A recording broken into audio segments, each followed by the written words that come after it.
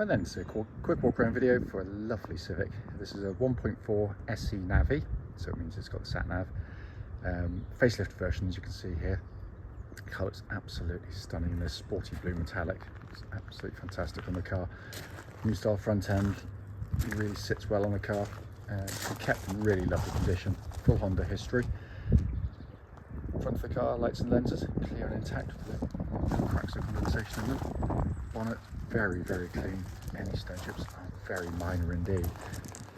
Near side of the car, passenger side, very smooth in the panels. There's no obvious indentations that jump out at me. I do apologise, it's a bit windy today. It's the day after the storm and it's blustery, as you can tell. And also, I don't normally do my videos here, so it's all going against me this morning. Around the back of the car, again, lovely. The rear end with the black diffuser, smoke glass. It's all very subtle, but it just works wonderfully well on the car. Offside, driver's side, again, very smooth in the panel work. Nothing jumps out at all on there. Reflection up the way, you certainly don't want to see that.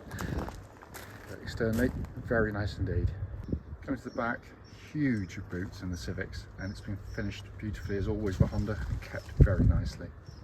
It's coming off the back, enormous amounts of room in the Civics. Now they are family cars, which can often mean when you look in the back of one of them, they can be rather heavily used. But this one looks like hardly anyone's ever sat in the back. Very clean and tidy. Football area, the mats all through the car. Passenger seat there, again, given by minimal use.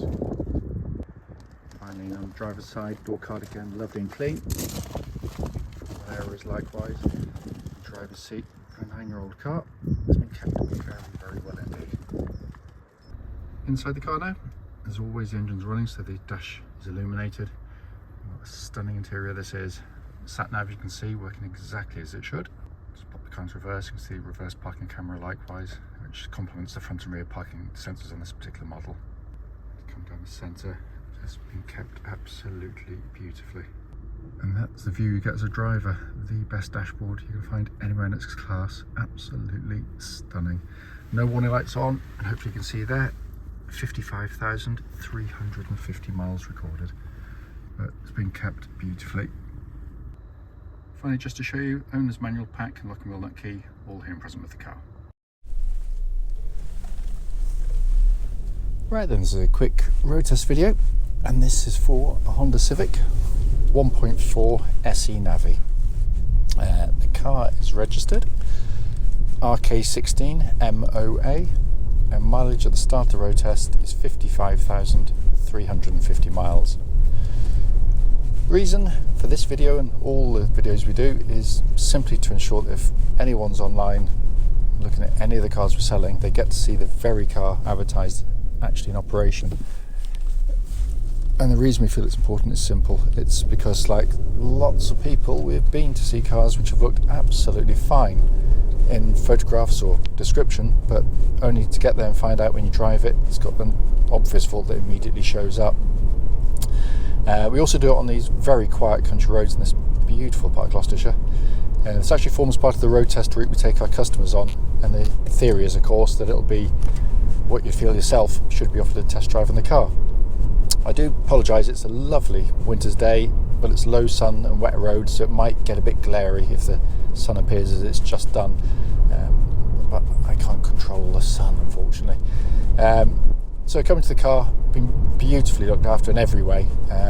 Mechanically, the service history is superb on the car. All of the servicing done by Honda, right up to the one we've just done, and it feels like it, 'cause it just drives as tight as a drum.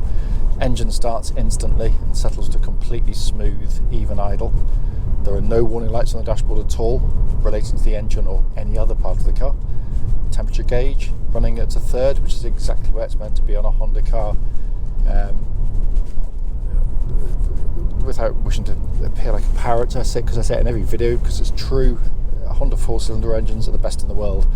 They're incredibly tough and reliable with just good regular maintenance, but they're just lovely to use day in, day out. It's just a quiet, flexible, willing engine, but when you do put your foot down, or drop it down a gear, go into second, put my foot down, you get that lovely induction noise which you get from Honda cars.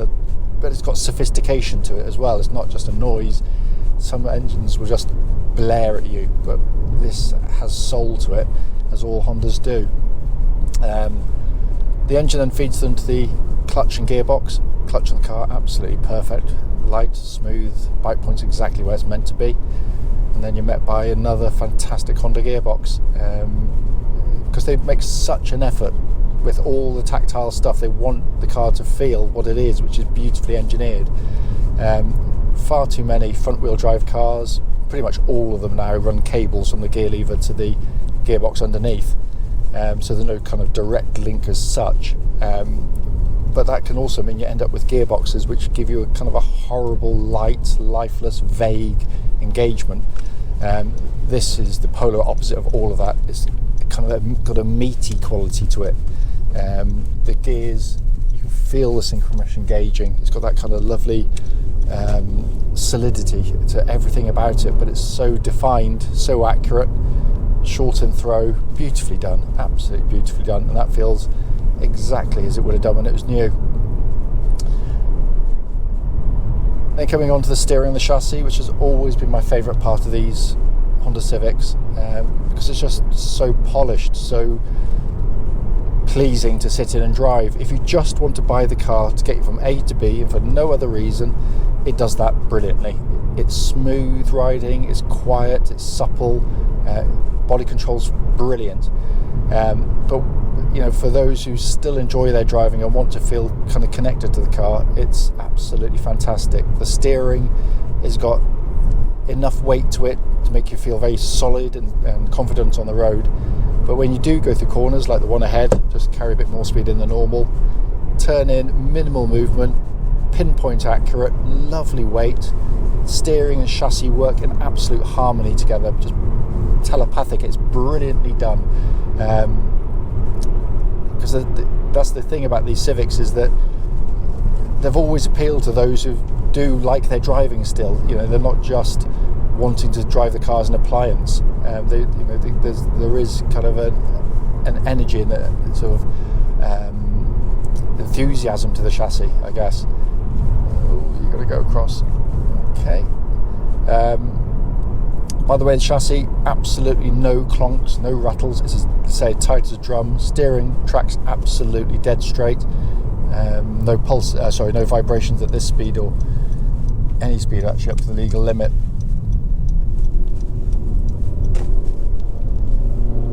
And then I'll just give the brakes a bit of a thump before I go on any further. I like to get up to speed, because if you're going to feel the brakes, you want to feel them at a higher speed, so they can sort of show up any issues. But basically, really powerful brakes on the car, nice pedal feel, absolutely no pulsing, no vibrations coming back through the brake pedal, so all in fine order there.